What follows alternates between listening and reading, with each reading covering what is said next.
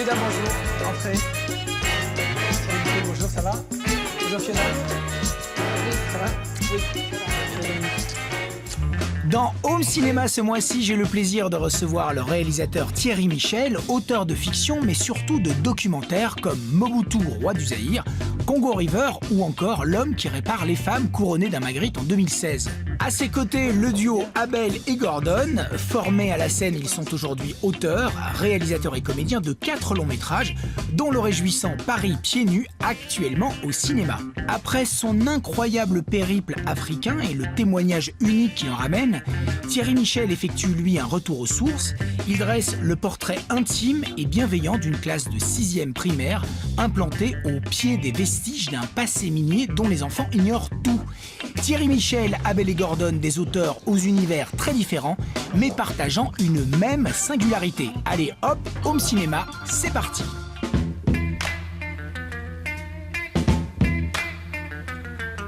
Fiona Gordon, Dominique Abel, Thierry Michel, vraiment très heureux de vous avoir dans cette émission.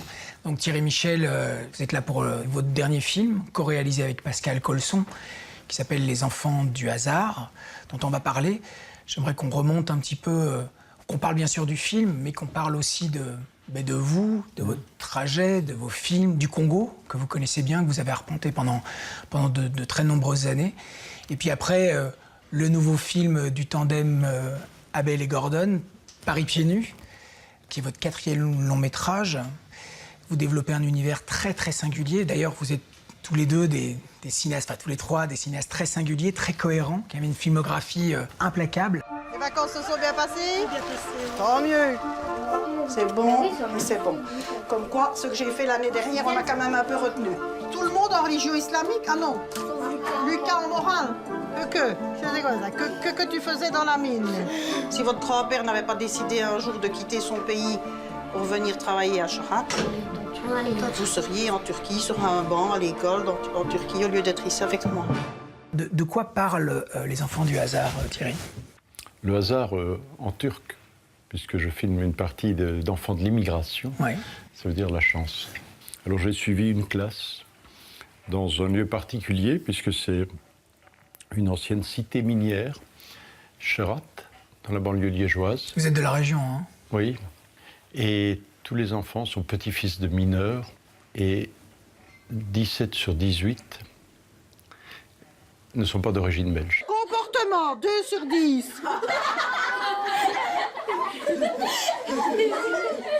Non, je ne t'en ai pas mis, mais si j'avais pu, je t'aurais vraiment mis 2 sur 10. Et je t'aurais tiré les oreilles. Moi, j'ai partagé un moment de vie, de bonheur. Bien sûr, il y a les enfants, mais il y a ce personnage de Madame Pirlet, comme ça. Enfin, ça a l'air. Elle n'est pas exceptionnelle, mais en même temps, elle est vraiment exceptionnelle, puisqu'il y a une telle pédagogie, il y a un tel regard, une telle bienveillance sur les enfants, que ça devient, en fait, du quotidien, ça devient absolument merveilleux. Absolument. D'humanité. Oui, oui. En fait, c'est ça, parce que... C'est universel, voilà. C'est universel. Tu changes d'attitude. Oui. Parce que là, tu fais le malin parce que tu es chez les grands. Oui. Oui. L'année prochaine, tu sais bien ce que je t'ai dit. Tu seras chez les petits. Oui. Si tu te comportes comme ça quand tu seras en secondaire, qu'est-ce qui va t'arriver? C'est toi qui vas pleurer. Et Mme Pirlet ne sera pas là pour essayer d'arranger les histoires, hein, Coco. Finalement, un scénario de documentaire et un de vos scénarios, ce n'est qu'un squelette. C'est-à-dire que vous allez, après, chercher la chair. En documentaire, il faut surtout être une éponge qui va absorber tout ce qu'on n'a pas pu imaginer, qui est même inimaginable, dont on ne pourrait même pas faire un scénario de fiction. Et l'imprévu, ça va être par exemple les attentats. On apprend que les attentats, 2 heures après, on est dans l'école. Ouais. On est dans une classe où il y a une homogénéité culturelle qui est des enfants de culture musulmane, marqués tout d'un coup, interpellés par ce qui se passe, évidemment. La façade en verre a été complètement soufflée. Dans les décombres, certains cherchent encore des proches. En fait, je sais pas pourquoi ils tuent. Ils ont pas la même religion. Non? La plupart ici. Oui. Mais c'est la même religion, ils sont musulmans. Oui. Mais pas de la même façon, madame. Vos documentaires, Thierry Michel, ont l'air très simples. Ils sont de facture très simple, très classique. Mais en même temps, ils sont essentiels. Et c'est quelque chose qu'on peut relier à vos cinématographies. C'est-à-dire que chez vous, par exemple, on va parler de Paris pieds nus, bien sûr, mais il y a quelque chose d'essentiel dans le cadre. It's from my Aunt Martha. Dear Fiona, help. After 48 years living in Paris, they want me to move to an old people's home. Ridiculous. I'm only 88. Cette fois-ci, on voulait faire un film qui était plus proche du clown. On a démarré comme clown sur scène. On voulait retrouver un peu un jeu naïf et des personnages plus clownesques. J'imagine que c'est difficile parce que l'art du clown, il y a quelque chose dans l'inconscient et quelque chose qui peut être un peu désuet. Vous n'êtes jamais désuet. Non, vous n'êtes jamais naïf complètement. Bah, on n'est pas dans une nostalgie d'un style qui a existé. On est plutôt une continuité de quelque chose qui a toujours existé, c'est-à-dire une façon de voir la vie avec, juste l'innocence qui nous permet de faire des grosses conneries. Ouais. Et montrer nos travers et les travers des autres, mais d'un point de vue, dans l'autodérision d'abord. Je cherche ma tante Martha.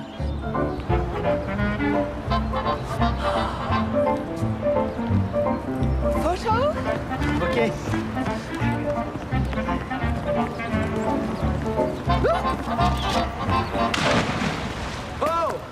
Les humains foirent souvent dans la vie et c'est là qu'ils se révèlent, c'est là qu'on voit vraiment comment ils sont. Et donc, il y a aussi un intérêt de voir les choses qui sont ratées.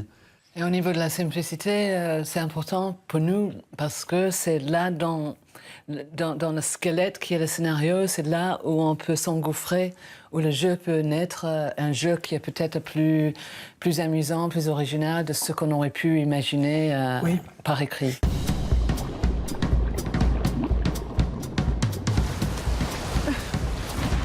C'est chez moi ici. Bonsoir.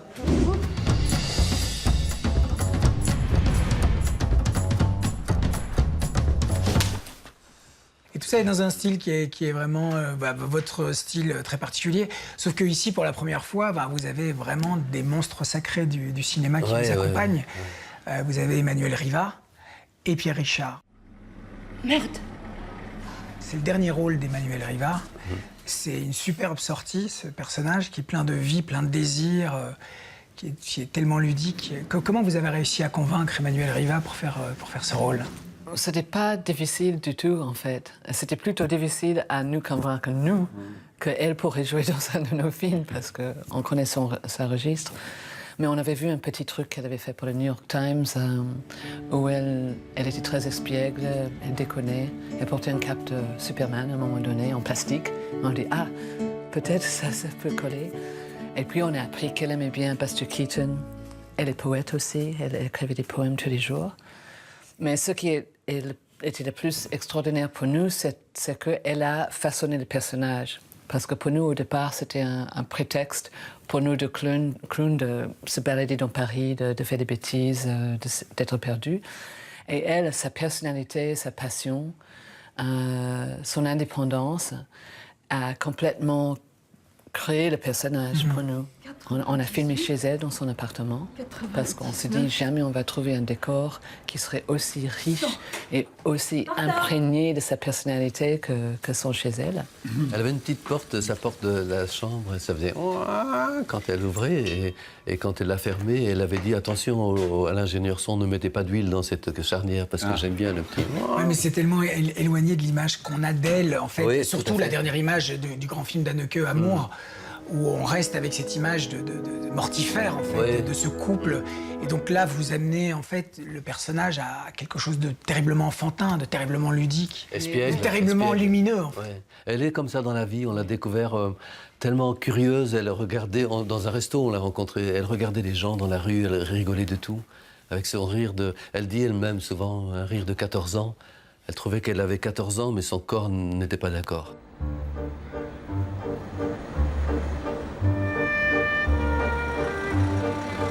Comment vous travaillez? Comment vous orchestrez? Comment vous donnez toute la fantaisie, tout le burlesque et toute la poésie, en fait, le sel de vos séquences? C'est très artisanal. Ouais. Et en fait, tu parles de scénario, mais nous, notre rêve, ça serait de se passer. On n'a pas besoin des scénarios. C'est pas une priorité. Nous, on cherche des idées qui nous touchent, pas drôles, des idées, mais avec une espèce de trame, avec des trous pour que le jeu puisse s'engouffrer là-dedans et conduire le récit. Mais ça peut se trouver aussi en essayant.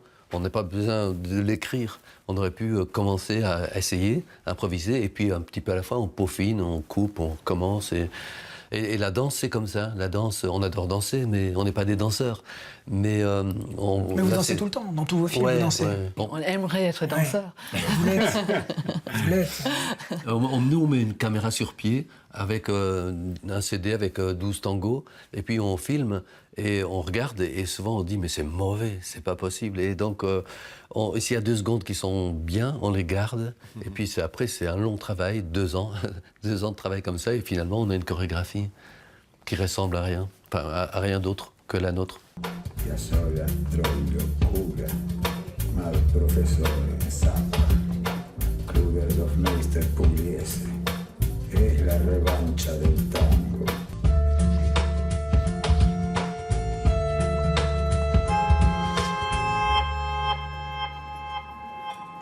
Vous avez fait de la fiction. Vous avez fait 2 longs métrages de fiction. Quels sont en fait les avantages de faire de la fiction et du documentaire en fait c'est quand même un exercice très très différent. Je suis parti de la fiction pour aller au documentaire. Je pense que j'ai voulu m'affranchir de ces contraintes économiques, de cette lourdeur d'une équipe et du temps. Je suis un impatient et passer 3 ans à préparer un projet, ça ne me dit rien, absolument rien. Dans notre cas. Le dernier, là, 5 ans. Vous savez, maintenant, on sort mon film, je suis déjà en train de tourner le suivant. Totalement impossible en fiction, évidemment. Bon, alors, apparemment, il y en a qui ont encore faim, donc on va manger le fromage. Alors, contrairement à ce que j'ai entendu, non, il n'y a pas de fromage de porc. On fait beaucoup de choses avec le porc, mais pas du fromage. Il n'y a pas de porc dans le fromage. Il n'y a jamais de porc dans le fromage. Quand on dirige un comédien, on dirige quelqu'un qui va représenter un rôle. Je dirais que dans le réel, quand on fait un documentaire, il y a quand même une direction d'acteur. Elle est beaucoup plus discrète, mais il y a un échange, une complicité qui se crée. Et c'est vrai que chacun sait un peu ce que l'autre attend. Et qu'il y a une forme de connivence qui va se jouer, sauf que la personne, elle joue son propre rôle. Donc c'est différent du comédien qui joue sa carrière. Oui. Nous, on adore les amateurs pour ça.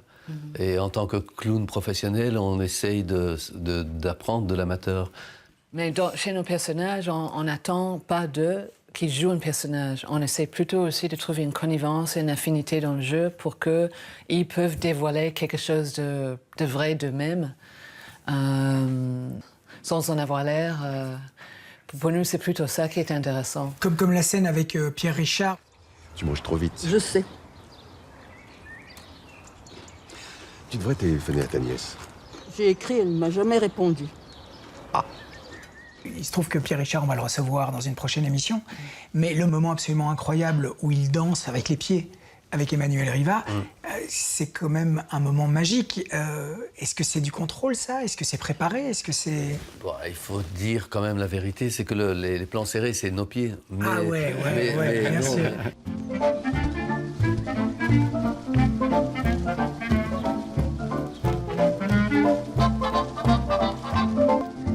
Mais il était quand même un poisson dans l'eau dans la chorégraphie.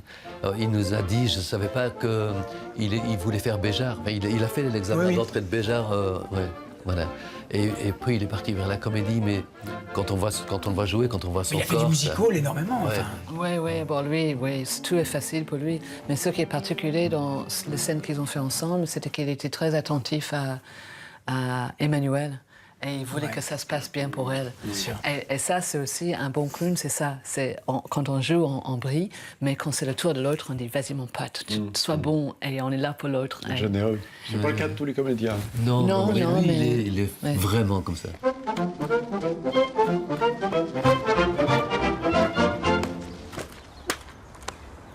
Norman, Oui, Martin. tu peux me prêter 100 €?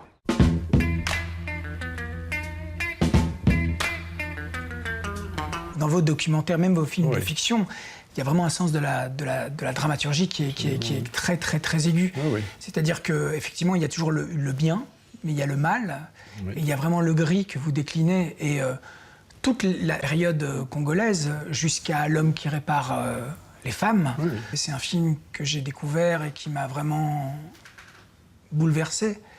J'aimerais savoir comment vous appréhendez un tournage pareil.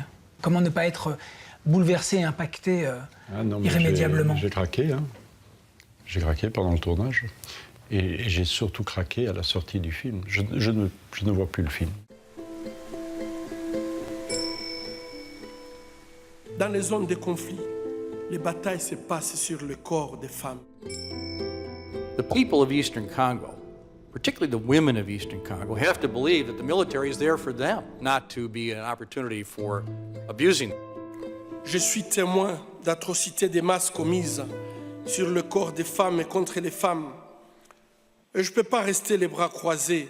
The legendary Dr. Dennis Mukwege is a two-time Nobel Peace Prize nominee and one of the bravest people I have ever known.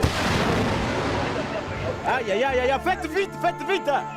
But I don't think any of us can ever appreciate fully what he has meant, not only to the women. Nous sommes devenus la capitale mondiale de viol à cause de cette guerre. Ce docteur s'est rendu compte qu'il ne suffisait pas de soigner les corps. Il fallait que ces femmes retrouvent leur vie. Et donc, elles ont souvent perdu leur famille qui a été massacrée. Hein. Ce sont des survivantes. Et donc, il a commencé un travail psychologique, qu'on voit dans le film, hein, qui est très émouvant, une scène très forte, où il fait parler ces jeunes filles hein, qui ont 14, 15, 16 ans. Qui ont vécu des viols il y a 5-6 ans, Oui, donc, oui. pour dire. Nikamwambia mama, mbona nimekutana na watu wamenyanyasa kinguvu na mimi sikuwa napenda. Mama akasema ulipenda kwa juu haungependa hawangekunasa, ulikuwa karibu ama nyuma. Mama akanifokea nikakimbia nikaenda mbali ya kwetu. Et puis après, il a dit qu'il faut absolument trouver aussi les moyens d'une reconstruction économique, donc de dotation de formation à ces gens qui n'ont rien, et finalement une assistance juridique. Donc il a fait un travail extrêmement impressionnant, qui déborde d'ailleurs sa seule province aujourd'hui. Hein, voilà, il a porté ça, et alors il a eu le courage à un moment donné de dire « je peux opérer ad vitam des femmes violées ». Je commence à opérer les enfants de femmes violées qui ont été violées. On peut continuer comme ça plusieurs générations, sauf qu'à un moment donné, il faut s'attaquer aux causes. Et la cause du fait que les viols et les massacres continuent aujourd'hui encore, hein, c'est des massacres, j'ai des images effroyables que je reçois de la semaine dernière, des massacres de la semaine dernière.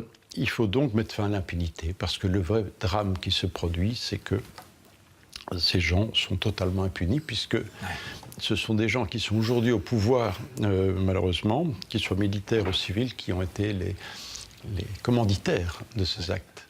Voilà, et donc il a là été alerté la communauté internationale, ce qui lui a valu des tentatives d'assassinat. Il a perdu un de ses proches, qui est mort à sa place dans sa maison où ses enfants étaient pris en otage. Et aujourd'hui, il est enfermé dans son hôpital, puisqu'il a dû se réfugier dans l'hôpital, sous la protection des Nations Unies. Il continue le geste médical, mais il ne peut plus sortir de l'hôpital que sous une garde onusienne. Voilà son histoire. Il y a des femmes que j'opérais pour la deuxième, voire même la troisième fois. Les femmes avaient besoin de justice.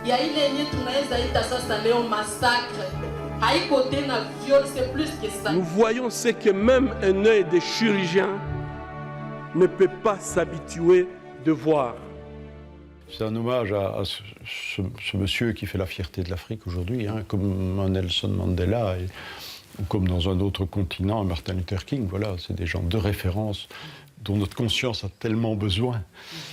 Voilà. Et là, il y a une relation à l'institutrice, tu vois. C'est aussi quelqu'un du quotidien, qui n'a pas l'aura du docteur, mais qui sont des gens dont on a besoin, parce qu'ils portent cette exigence morale. Il y a une vraie bonté, quoi. Il y a quelque chose de profondément ancré, généreux. Avec un discours qui nous responsabilise et qui porte une volonté de changer les choses, sans aucun discours ni pessimiste, ni décliniste, ni moraliste. Il y a pratiquement une quête mystique dans votre travail, sur le bien et le mal. Il y a quelque chose qui vous pousse à aller au plus près de la nature humaine. Je ne dirais pas sur le bien et le mal, mais sûrement sur l'instinct de vie et l'instinct de mort. Ça, oui. J'essaie de percer aussi la complexité souvent, et de ne pas voir tout blanc ou tout noir, mais voir que les choses sont plus beaucoup plus complexe. Je pense que le documentaire sert aussi à s'interroger sur la complexité du monde et ne pas la réduire comme le fait souvent le reportage. Mais c'est vrai qu'il y a fondamentalement, oui, il y a cet aspect-là. Est-ce qu'il y a une quête mystique ? Je pense qu'il a, en effet, c'est bien de l'avoir senti, mais je n'en parle pas. Mais ça transpire, je pense. Certains films sont plus marqués par cela que d'autres. Je pense qu'on pouvait le ressentir dans Le Docteur si on lisait le sous-texte du film. Oui, voilà. Chaque femme est violée. Je l'identifie à ma femme. Chaque mère violée, je l'identifie à ma mère.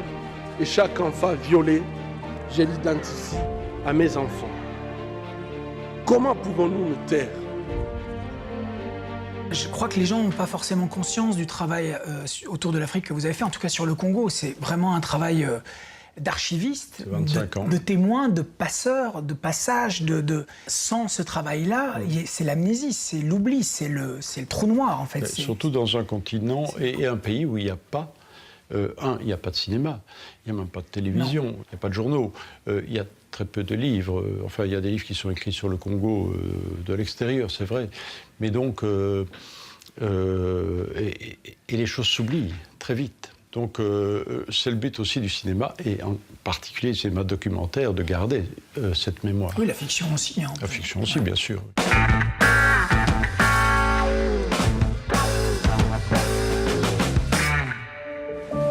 Madame Lambert ? Oui ? Le directeur est revenu sur sa décision. Il a choisi quelqu'un d'autre. Vous plaisantez, c'est une blague ? J'ai tout quitté pour ce boulot, j'ai déménagé, j'ai scolarisé mes enfants ici. Je suis désolée, mais je peux rien pour vous.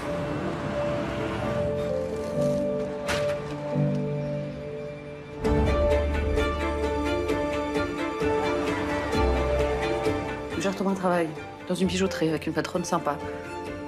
Super. D'où vient cet argent ? C'est mes économies. C'est Paul qui t'a donné cet argent ? L'engrenage du mensonge est au cœur du nouveau film d'Emmanuel Cuot, un mensonge dans lequel sombre Virginie Efira. Après une année 2016 qui a fait d'elle une star incontestable et incontestée, la comédienne belge continue sur sa belle lancée. Toutes les scènes qu'on tourne, ce sont des souvenirs de mon enfance, de mon adolescence. C'est la vraie scène d'époque où tu fais l'amour tout le temps avec la copine de Vincent, apparemment. Je me trompe, tu te souviens? Tu te souviens? Tu nous as vus, tu as entendu quoi? Tu nous as entendu. Clairement, t'es mon ami.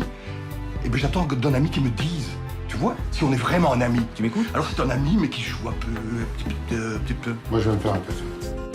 Le processus créatif porté à l'écran dans une œuvre collective. Le réalisateur Vincent Solheide, la comédienne Erika Sainte et le directeur de casting Michael Beer signent à trois la mise en scène de Je suis resté dans les bois, un projet hybride, libre sur la forme et sur le fond. Bonjour, je m'appelle Pierre. Vous avez fait bon voyage. Pierre, veuf et retraité, découvre les joies d'Internet. Tourné en Belgique, Un profil pour deux est un film sur lequel nous reviendrons largement le mois prochain, puisque j'aurai la grande joie de recevoir Pierre Richard dans Home Cinéma pour évoquer sa carrière d'acteur, mais aussi celle de réalisateur.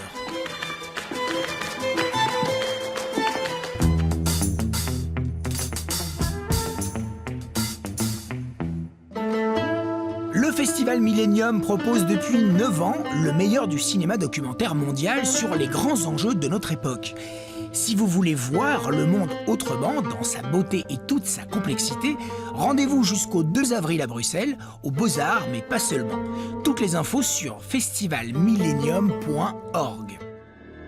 Lancé en 1983 avec l'idée d'inoculer le virus du film fantastique et de science-fiction au public belge, le BIF a rapidement vu l'épidémie se répandre au-delà de toute espérance. En 2017, plus que jamais, c'est un déferlement de frayeur, d'émerveillement et de cauchemar qui s'apprête à recouvrir les écrans de Beaux-Arts et de l'Acteur Studio. L'Espagnol Alejandro Amenábar et le Sud-Coréen Park Chan-wook sont les invités d'honneur du festival qui fête son 35e anniversaire. Le BIF, c'est bien sûr des films inédits, très attendus et des compétitions à gogo. Jacob, I'm in trouble. J'aurai pour ma part le grand plaisir d'y présenter Message from the King, tourné à Los Angeles avec un casting royal que vous pourrez découvrir en exclusivité le vendredi 7 à 20h30. He's out of control, Mike.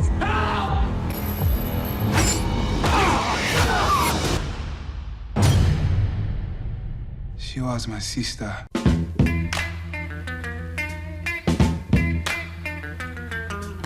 Vous en avez fini avec l'Afrique? Je suspends, je prends alors une période sabbatique indéterminée. Ouais. C'est difficile, j'ai envie de dire oui, j'ai tourné la page, je pense que j'ai fait mon œuvre, j'ai fait mon temps. Maintenant, je reste, d'un point de vue journalistique, très, et même journaliste activiste, alerteur. Là, je reste très actif, presque quotidiennement. Je suis au courant et j'ai des informations parfois privilégiées que je peux... il vient de se passer des massacres. Oui, j'ai vu sur la J'ai lancé presse, ça non seulement sur la toile, mais à des décideurs internationaux, c'est-à-dire des hommes politiques fondamentaux qui peuvent avoir une capacité de réagir. Donc, d'ailleurs, je suis l'objet d'une campagne diffamatoire des autorités congolaises, peu m'importe. Mais donc, je n'ai pas fini avec l'Afrique, mais d'un point de vue du cinéaste, de l'artiste ou de l'intellectuel, oui, j'ai envie de prendre un peu le large. Et vous avez autre chose en chantier? Ou alors là, vraiment, vous êtes la promo, vous accompagnez le bébé un peu partout? C'est marrant parce qu'on écrit un peu... Enfin non, on n'écrit pas, on discute dans les trains. D'ailleurs, on note parfois, et hier, avant-hier, il y a eu un truc marrant, c'est qu'on avait un changement de TGV et on a oublié notre ordi dans le premier TGV. Et donc dans le deuxième, on voulait sortir notre ordi, on dit... On l'a oublié, et puis le train allait démarrer, donc on ne savait plus quoi faire. Donc on a sauté du train, on est allé aux objets perdus, on a retrouvé notre ordi. Mais seulement ils nous demandaient les papiers pour prouver que c'était à nous. Mais on avait oublié les papiers, nos passeports et les tickets dans le TGV qui était parti. Donc voilà, c'est une idée de... Vous l'avez récupéré? C'est la fiction que tu racontes, ou c'est la réalité? C'était la réalité. Non, mais ce qui est formidable aussi, c'est que vous faites tout ensemble. C'est ça, vous êtes vraiment des partenaires de vie, des partenaires de travail, c'est vraiment... Oui, de temps en temps, à 3h du matin. Vous engueulez parfois ou pas? Oui. Bien sûr. Tout le temps. Ça fait partie même du processus de création. C'était un plaisir de vous recevoir, vraiment. Bonne chance à vos deux films, que tout se passe. Merci de cet accueil. Quant à nous, on se retrouve le mois prochain. Et en attendant, vous pouvez revoir cette émission sur le site de BTV. Au revoir.